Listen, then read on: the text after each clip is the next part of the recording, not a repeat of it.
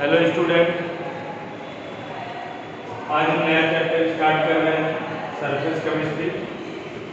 Surface chemistry एक theoretical chapter है। इससे आपको 2 से 3 नंबर के क्वेश्चन आपको एग्जाम में मिल जाते हैं और इसी तरीके से आप उसे कर सकते हैं। ठीक है, नाम से ही लग रहा है सरफेस केमिस्ट्री मतलब ये पूरी फिनोमेना जो होने वाली है एक सरफेस पर होने वाली है। किस पे होने वाली है?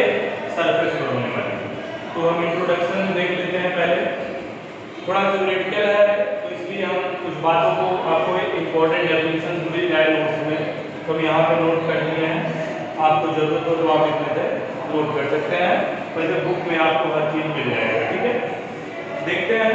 Surface chemistry is the branch of physical chemistry. Surface chemistry is the branch of physical chemistry which deals with the study of surface phenomena. Okay, this phenomena is a surface on the surface. तो हम बोलेंगे यहाँ पे surface chemistry is the branch of physical chemistry that deals with phenomena that occur at surface. ठीक है, ये surface पर होती है। तो यहाँ पे कुछ definition of adsorption and related terms। ठीक है, यहाँ पे टर्म आने वाला है, सबसे जो इम्पोर्टेंट टर्म चलेगा एडजॉर्प्शन। पहले आपको समझा देते हैं। जैसे आपके पास एक सरफेस है, क्या है ये? एक आपके पास ये सरफेस है और सरफेस के बाहर क्या है? कुछ मॉलिक्यूल्स पड़े हुए हैं। मॉलिक्यूल्स पड़े हुए हैं, ठीक है। मॉलिक्यूल्स का सरफेस पर आके चिपकना, मॉलिक्यूल्स का सरफेस पे आके क्या होना? चिपकना।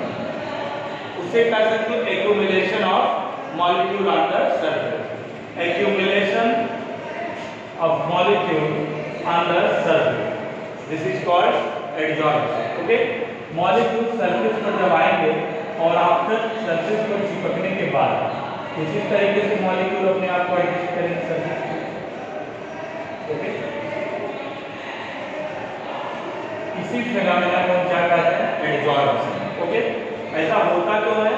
अंदर से एक जो है फोर्स जनरेट होता है। जैसे कोई पार्टिकल सरफेस के अंदर कोई मॉलिक्यूल है, उसके ऊपर जो फोर्स लगेगा साइड से अपवर्ड इनवर्ड चारों तरफ से फोर्स इससे लगेगा। ओके, लेकिन यहाँ पे जो मॉलिक्यूल पड़ा हुआ है, यहाँ पे अगर कोई मॉलिक्यूल है जब सरफेस के एकदम एबव, सरफेस के पास मॉलिक्यूल है, अगर इसके फोर्स जो है अंदर से एक जनरेट होगा, नीचे फोर्स लगेगा।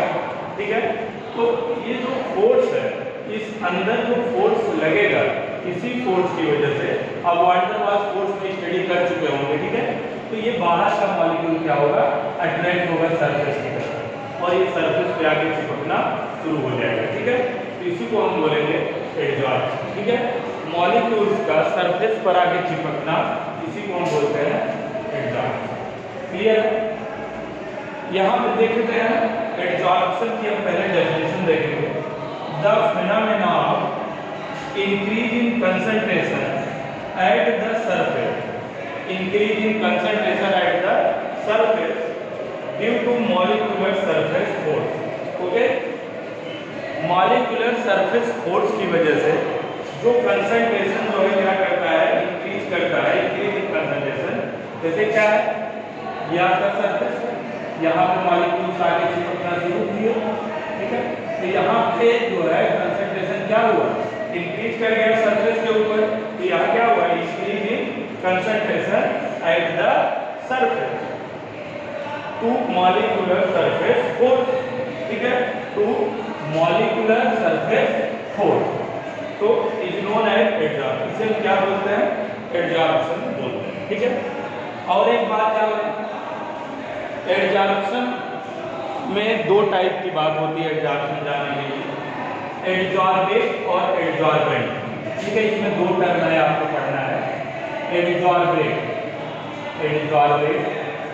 और एडसॉर्बेंट। एडसॉर्बेट क्या है? जो मॉलिक्यूल सरफेस पर आके चिपक रहे हैं उन्हीं को हम बोलेंगे क्या? एडसॉर्बेट। ठीक है, जो मॉलिक्यूल सरफेस पे आकर चिपकते हैं उन्हें क्या बोलते हैं? एडसॉर्बेट। और उस सरफेस पे जिस पे चिपक रहे हैं उसको क्या बोलेंगे? एडसॉर्बेंट। ये बात याद रखना आप हमेशा के लिए। आपका जो ये आपका क्या है, एडजॉर्बेंट। सरफेस को क्या बोलेंगे, एडजॉर्बेंट। और जो मॉलिक्यूल्स इसके आगे चिपक रहे हैं, मतलब ये मॉलिक्यूल्स जो आगे इसके चिपक रहे हैं, इसको हम क्या बोलेंगे, एडजॉर्बेंट, एडजॉर्बेंट, एडजॉर्बेंट। क्लियर हुआ? इसमें कोई कंफ्यूजन नहीं होना चाहिए। देखो एडजॉर्बेंट की definition, the substance solid gases और liquid which are adsorbed on the surface of adsorbent। Okay, surface of adsorbent पे जो मॉलिक्यूल, वो सॉलिड भी हो सकता है, गैस भी और लिक्विड भी हो सकता है, आके सरफेस पर एडजॉर्ब होना, ठीक है, एडजॉर्ब्ड ऑन द सरफेस, ठीक है, ऑफ एडजॉर्बेंट। एडजॉर्बेंट के सरफेस पर मॉलिक्यूल्स का आना ही क्या कहलाता है, एडजॉर्बेंट। थर्ड पॉइंट क्या है आपका, एडजॉर्बेंट। तो मैंने इस पूरे सरफेस को क्या बोला है, एडजॉर्बेंट। द सॉलिड और liquid substance on the surface of which adsorption takes place is called adsorbent. Example of adsorbents are activated charcoal. ये जो एडजॉर्बेंट का एग्जांपल होता है, सरफेस हमारा किस तरीके का हो सकता है, activated charcoal, platinum, palladium, nickel, silica gel, gelatin, aluminium oxide, starch. इस तरीके के हमारे इतने टाइप के क्या हो सकते हैं, एडजॉर्बेंट हो सकते हैं, ठीक है। एडजॉर्बेंट से मतलब है क्या, सरफेस। ओके, ये बात हमें उम्मीद है आपको समझ में आई होगी अच्छे से। कोई बहुत बड़ा साइंस इसमें नहीं लगाना है, बस आप जानो मॉलिक्यूल्स का चिपकना सरफेस पर क्या है आपका, एडजॉर्बेंट, ठीक है। और पूरे प्रोसेस को जो उसमें एडजॉर्बेंट और एडजॉर्बेंट यूज होता है, तो क्या बोलते हैं, एडजॉर्प्शन बोलते हैं। अब इनसे एक टर्म आएगा एब्जॉर्प्शन, आपके दिमाग में आता है एब्जॉर्प्शन। एब्जॉर्प्शन क्या है, मैं एब्जॉर्प्शन बता रहा हूं। एब्जॉर्प्शन क्या है, मॉलिक्यूल्स का सरफेस के अंदर आना, आउटर से क्या आना, पूरे मॉलिक्यूल एक्सटर्नल से इंटरनल पूरे सरफेस में आ जाए, उन्हीं को बोलते हैं एब्जॉर्ब हो गया। पूरी तरह से आउटर मॉलिक्यूल अंदर आके क्या हो गया, एब्जॉर्ब हो गया, ठीक है। इसकी डेफिनेशन हम नोट कर लेते हैं, लिखो इसकी definition. When a substance is uniformly distributed throughout, when a substance is a uniformly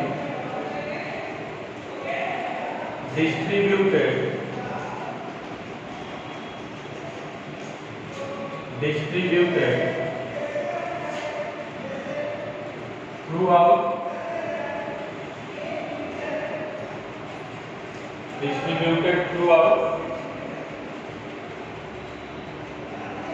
the body of a solid or liquid, the body of a solid or liquid, the phenomena is called absorption. The phenomena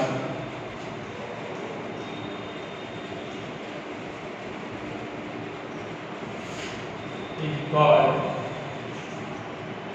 absorption. Okay, when a substance is uniformly distributed throughout the body, ठीक है, कोई substance जो है अगर वो पूरी एक समान रूप से बॉडी के अंदर डिस्ट्रीब्यूट हो जाए, ठीक है, through out the body of a solid liquid, okay, the phenomena is called adsorption. Clear है? अब एक वर्ड और आएगा इसमें, आप जान लीजिए, यूज नहीं होना है बट जान लीजिए, सॉर्प्शन। क्या है? सॉर्प्शन। क्लियर हो जाएगा, देखो थोड़ा सा। It may be defined as the process in which it may be defined as the process in which in which both adsorption and absorption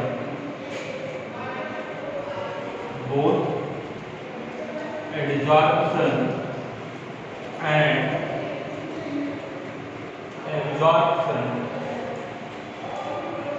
is called sorption. Okay, बात को ध्यान से सुनिएगा। It may be defined as the process in which both adsorption and absorption is called sorption. जहां पे ऐसा process जहां पे एब्जॉर्प्शन और एब्जॉर्प्शन दोनों साथ साथ हों, उसी को हम क्या बोलेंगे? सॉर्प्शन। क्लियर हुआ? मतलब एडजॉर्प्शन आपका सरफेस फिनोमेना है और सरफेस केमिस्ट्री के अंदर सब कुछ वही स्टडी करना है जो सरफेस पर होता है। ठीक है,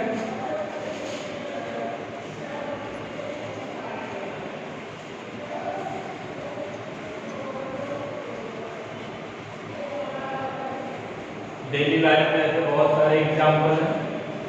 ठीक है, जैसे sugar making process in industry है। Sugar making process in industry जैसे क्या होता है? रॉ शुगर होती है। रॉ शुगर को क्या होता है? हम यहाँ पे चारकोल का सरफेस लेते हैं, एक्टिवेटेड चारकोल का सरफेस लेते हैं, रॉ शुगर को इस पे पास करते हैं। रॉ शुगर में क्या होती है? बहुत सारी इम्प्योरिटीज होती हैं और रॉ शुगर में इम्प्योरिटीज क्या होती है? आगे चिपक जाती है। रॉ शुगर में इम्प्योरिटीज क्या होती है? आगे सरफेस पर या एक्टिवेटेड चारकोल के सरफेस पर क्या होगी? चिपक जाएगी और यहाँ से क्या होगा? हमारा व्हाइट शुगर के क्लियर करके पास हो जाएगा। ठीक है, यहाँ से हम क्या कर सकते हैं? जो ये मैं कहता हूँ कि ये आपका इम्प्योरिटीज है। क्या ये इम्प्योरिटीज है? और ये एक्टिवेटेड चारकोल इसको क्या करता है? इम्प्योरिटीज को चिपका लेता है सरफेस के ऊपर और यहाँ से क्या होता है? इस सरफेस मतलब है कि रॉ शुगर यहाँ से पास होंगी और इम्प्योरिटीज चिपकने के बाद फ्रेश व्हाइट शुगर आपको मिलेगी। ठीक है, अभी जैसे क्या है? मॉइस्चर है, यहाँ पे सिलिका जेल लैब में सिलिका जेल होता है। कहीं पे अगर मॉइस्चर है तो सिलिका जेल को हम रख देते हैं, तो सिलिका जेल के मॉलिक्यूल मॉइस्चर के मॉलिक्यूल को क्या करता है? यहाँ पे आके एब्जॉर्ब कर लेता है सरफेस पे।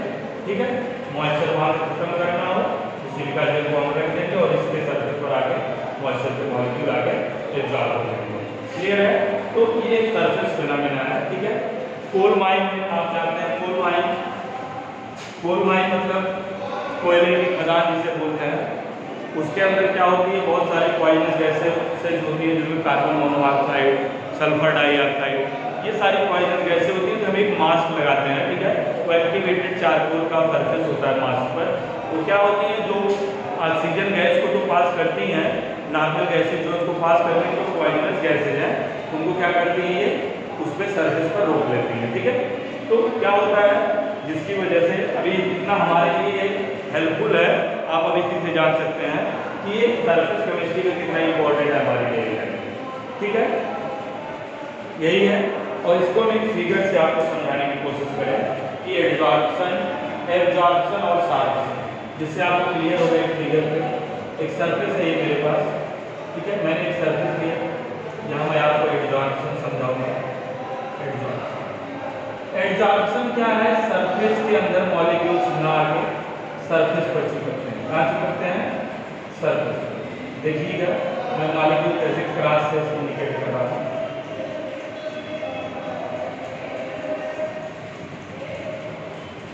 Accumulation of molecule on the surface.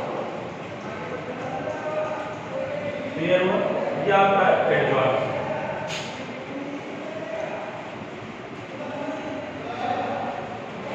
ये देखिए बेटा, एब्जॉर्प्शन। ठीक है, एब्जॉर्प्शन। अब एब्जॉर्प्शन में क्या है?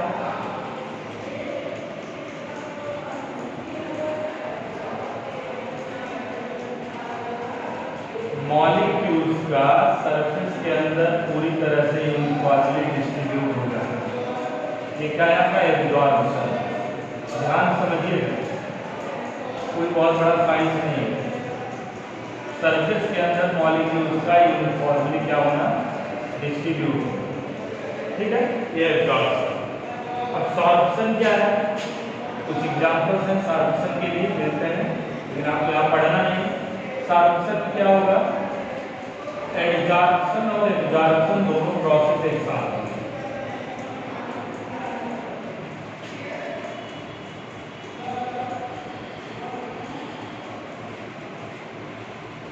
ठीक है, ये आपका एडजॉर्प्शन है और मॉलिक्यूल्स का अंदर जाना क्या है, एब्जॉर्प्शन।